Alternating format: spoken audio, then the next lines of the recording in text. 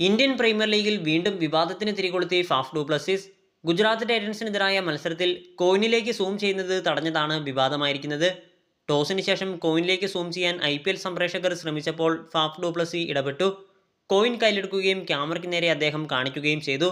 എന്നാൽ കോയിനിൽ ഹെഡാണോ ടെയിൽസാണോ വീണതെന്ന് വ്യക്തമായിരുന്നില്ല. മുമ്പ് ടോസിൽ കൃത്രിമത്വമുണ്ടെന്നുള്ള വാദം ശക്തമായതോടെയാണ് IPL സംപ്രേഷകർ ടോസ് ഇട്ട ശേഷം കോയിൻ സൂം ചെയ്ത് കാണിക്കാൻ ആരംഭിച്ചത്.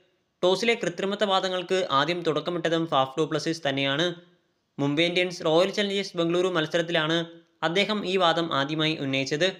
ഹാർദിക് പാണ്ഡ്യ ടോസിട്ട കോയിൻ ജവഹർലാൽ ശ്രീനാഥ് കയ്യിലെടുക്കുകയും മുംബൈ ഇന്ത്യൻസിന് അനുകൂലമായി ടോസ് വിളിക്കുകയും ചെയ്തെന്നാണ് ആദ്യ ആരോപണം. സമൂഹ മാധ്യമങ്ങളിലാണ് ഈ ആരോപണം കൂടുതൽ ശക്തമായിരുന്നത്. എന്നാൽ ടോസിൽ കൃത്രിമത്വമില്ലെന്ന് മറ്റൊരു വിഭാഗം വ്യക്തതയുള്ള ദൃശ്യങ്ങളോടെ വാദിച്ചു. എന്നാൽ ഫാഫ് വിടാൻ തയ്യാറായിരുന്നില്ല. സൺറൈസേഴ്സ് ഹൈദരാബാദിനെതിരായ മത്സരത്തിൽ പാറ്റ് കമിൻസിനോട് ഫാഫ് മുൻ മത്സരത്തിൽ നടന്ന ടോസിനെക്കുറിച്ച് സംസാരിച്ചു. ഇത് ടോസിലെ കൃത്രിമത്തെക്കുറിച്ചെന്നാണ് സമൂഹ മാധ്യമങ്ങൾ പറഞ്ഞത്. ഇതോടെയാണ് ടോസ് ചെയ്ത ശേഷം കോയിൻ സൂം ചെയ്ത് കാണിക്കാൻ സംപ്രേഷകർ തീരുമാനിച്ചത്.